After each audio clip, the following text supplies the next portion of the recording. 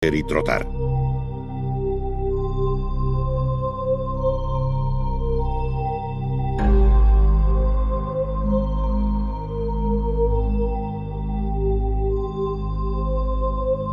Se distinguen igualmente los machos de las hembras, es decir, no se trata de una interpretación generalizada, sino muy precisa y realista, que en ocasiones alcanza una tercera dimensión al tratarlas como verdaderos bajorrelieves, cuando no son simples figuras incisas o grabadas.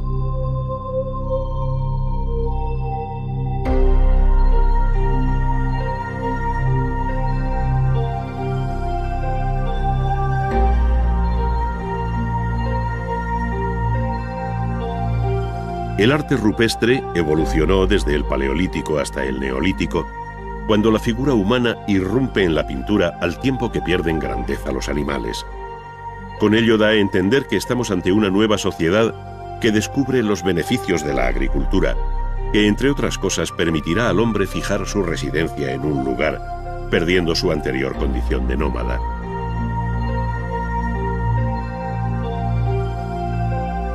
Pero es más, en esta evolución y cambio, el arte de la pintura formuló expresiones que llegaron a la máxima abstracción, como si se tratara de una visión anticipada de la futura historia del arte, que ha tenido en el realismo y en la abstracción conceptual las dos referencias expresivas básicas.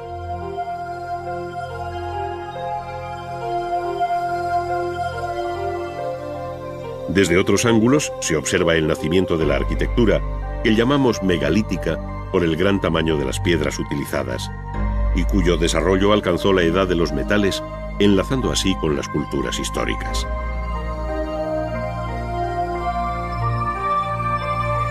Abandonada la cueva como abrigo natural, el área mediterránea asiste a la erección de las construcciones megalíticas más antiguas hoy conocidas, como son los formidables templos de la isla de Malta, que datan del cuarto milenio a.C.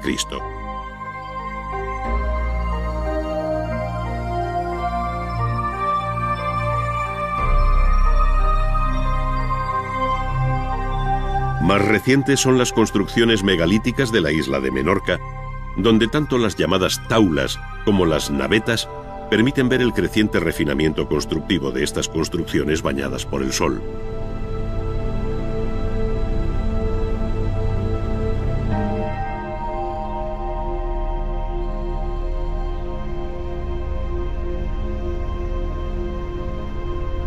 Por contraste, en otros lugares se construyen cámaras y corredores que posteriormente se sepultan bajo un montículo de tierra, recordando así el origen natural y cueviforme de la primera arquitectura.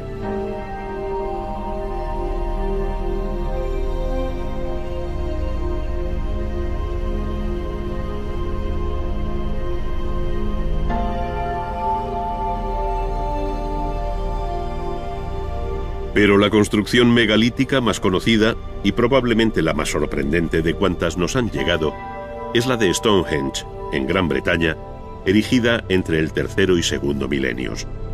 Su inserción en el paisaje, la vinculación solar con el solsticio de verano y la imponente masa de sus piezas revelan una técnica constructiva y un refinamiento conceptual que eclipsa la aparente rudeza de sus elementos.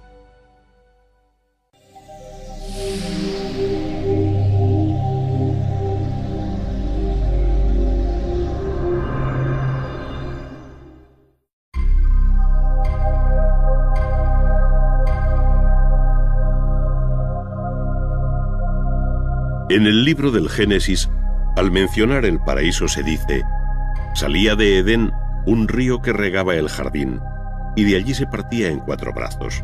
El primero se llamaba Pisón, el segundo Gijón, el tercero se llama Tigris y corre al oriente de Asiria, el cuarto es el río Éufrates. Tomó Yahvé al hombre y le puso en el jardín de Edén para que lo guardase. El Antiguo Testamento se refiere así a la tierra que los griegos llamaron Mesopotamia, esto es, la zona comprendida entre los ríos Tigris y Éufrates. Allí se asentarían pueblos y culturas rivales que, sin embargo, a partir de Sumer, alumbraron una de las civilizaciones más antiguas.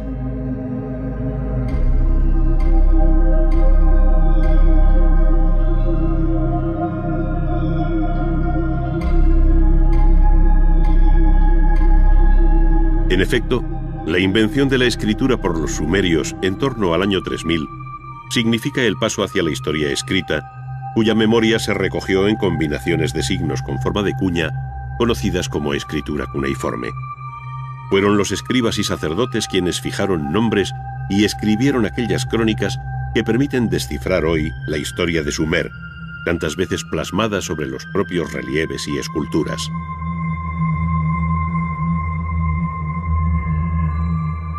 Las primeras obras sumerias son las figuras de alabastro halladas en los templos y conocidas como orantes por llevar en las manos una ofrenda. El esquematismo de sus ropas y anatomía contrasta con la expresividad del rostro, donde la abierta mirada se convierte en insondable enigma.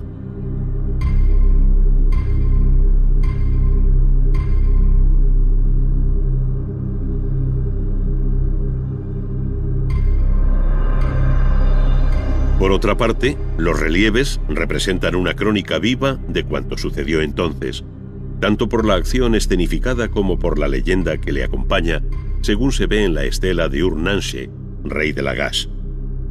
El monarca, siempre de mayor tamaño, aparece con su mujer, hijos y séquito, en el que no falta el copero, seguramente para celebrar el inicio de la construcción de un templo, a juzgar por los ladrillos que lleva el soberano sobre la cabeza.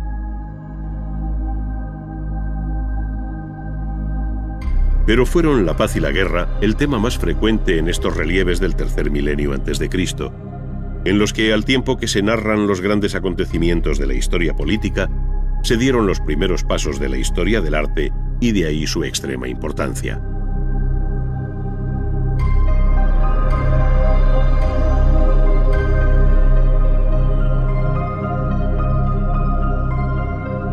Efectivamente, la guerra y la paz vuelven a representarse en el llamado estandarte de Ur, hecho a base de lapislázuli e incrustaciones de concha de nácar.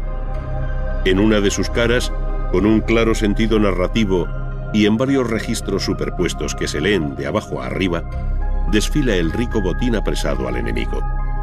Mientras, en la parte alta se celebra una fiesta en la que el rey y su corte comparten bebida, escuchando a una cantante y un arpista.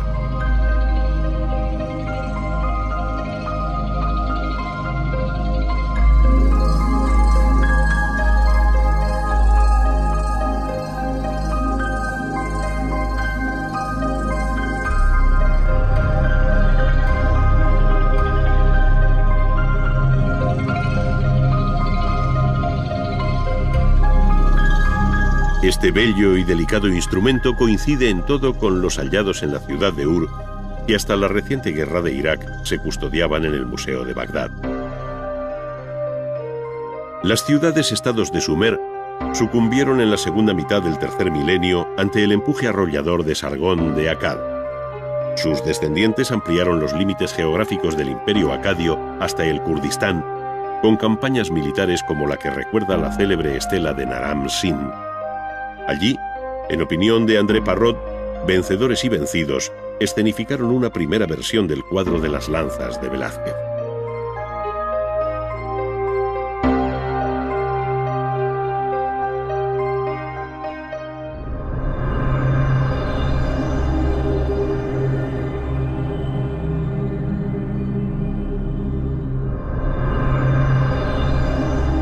Sin embargo, antes de terminar aquel milenio, se produjo una fuerte reacción neosumeria.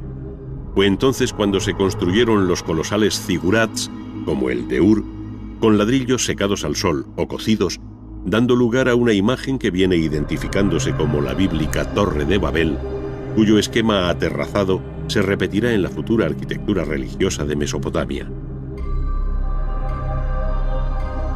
En este periodo acadio se multiplicaron las efigies de Gudea, señor o patesi de la ciudad de Lagash. Son obras hechas en diorita, en las que la bella dureza del material pulimentado se identifica con el refinamiento de un poder fuerte y sin fisuras, como fue el de Gudea y su hijo Ur-Ningirsu. Sus imágenes debieron de tener igualmente un carácter votivo, estando dedicadas a distintas deidades, según relatan las inscripciones que les acompañan. Y trotar.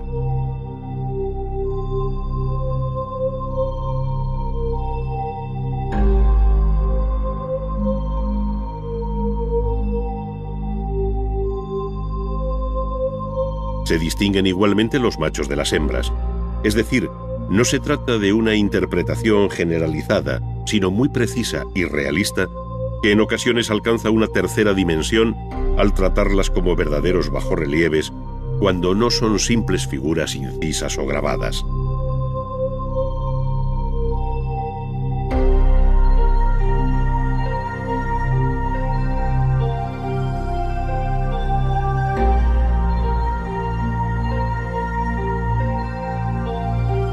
El arte rupestre evolucionó desde el Paleolítico hasta el Neolítico, cuando la figura humana irrumpe en la pintura al tiempo que pierden grandeza los animales.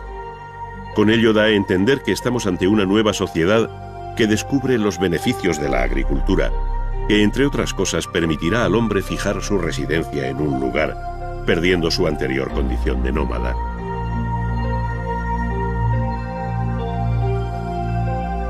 Pero es más. En esta evolución y cambio, el arte de la pintura formuló expresiones que llegaron a la máxima abstracción, como si se tratara de una visión anticipada de la futura historia del arte que ha tenido en el realismo y en la abstracción conceptual. Por otra parte, los relieves representan una crónica viva de cuanto sucedió entonces, tanto por la acción escenificada como por la leyenda que le acompaña, según se ve en la estela de Ur-Nanshe, rey de Lagash. El monarca, siempre de mayor tamaño, aparece con su mujer, hijos y séquito, en el que no falta el copero, seguramente para celebrar el inicio de la construcción de un templo, a juzgar por los ladrillos que lleva el soberano sobre la cabeza.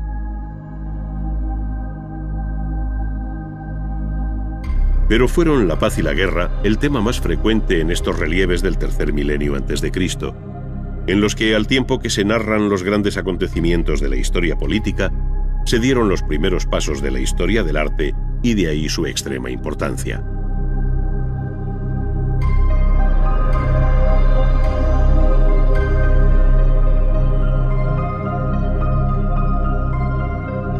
Efectivamente, la guerra y la paz vuelven a representarse en el llamado estandarte de Ur, hecho a base de lapislázuli e incrustaciones de concha de nácar.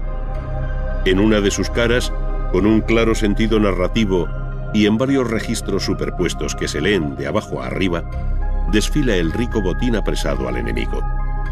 Mientras, en la parte alta se celebra una fiesta en la que el rey y su corte comparten bebida, escuchando a una cantante lectura.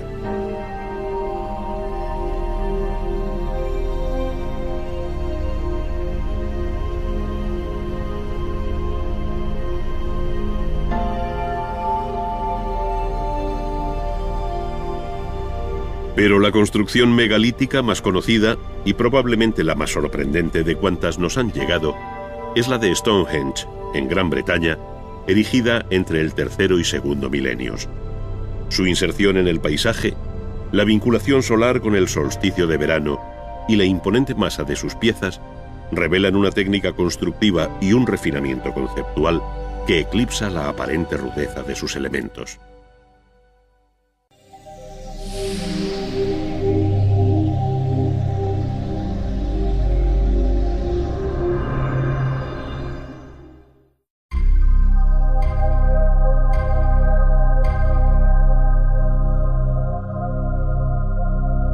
En el libro del Génesis, al mencionar el paraíso se dice: salía de Edén un río que regaba el jardín, y de allí se partía en 4 brazos.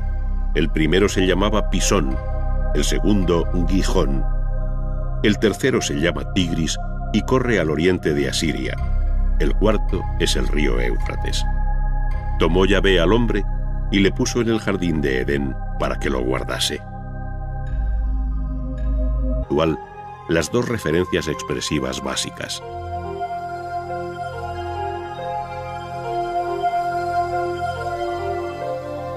Desde otros ángulos se observa el nacimiento de la arquitectura, que llamamos megalítica por el gran tamaño de las piedras utilizadas, y cuyo desarrollo alcanzó la edad de los metales, enlazando así con las culturas históricas.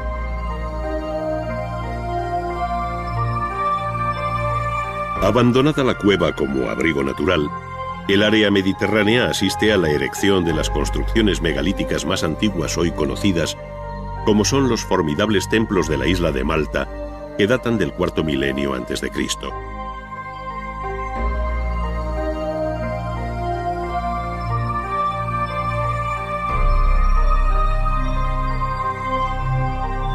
Más recientes son las construcciones megalíticas de la isla de Menorca, donde tanto las llamadas taulas como las navetas permiten ver el creciente refinamiento constructivo de estas construcciones bañadas por el sol.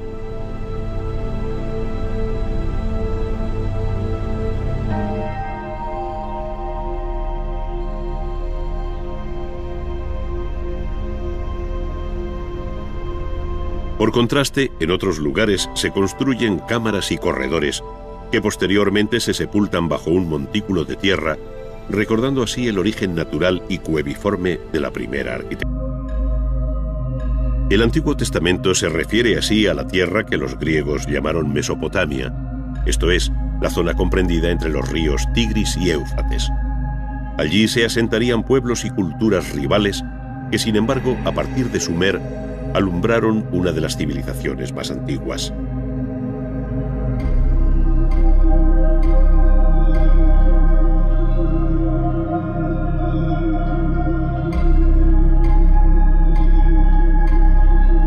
En efecto, la invención de la escritura por los sumerios en torno al año 3000 significa el paso hacia la historia escrita, cuya memoria se recogió en combinaciones de signos con forma de cuña, conocidas como escritura cuneiforme. Fueron los escribas y sacerdotes quienes fijaron nombres y escribieron aquellas crónicas que permiten descifrar hoy la historia de Sumer, tantas veces plasmada sobre los propios relieves y esculturas.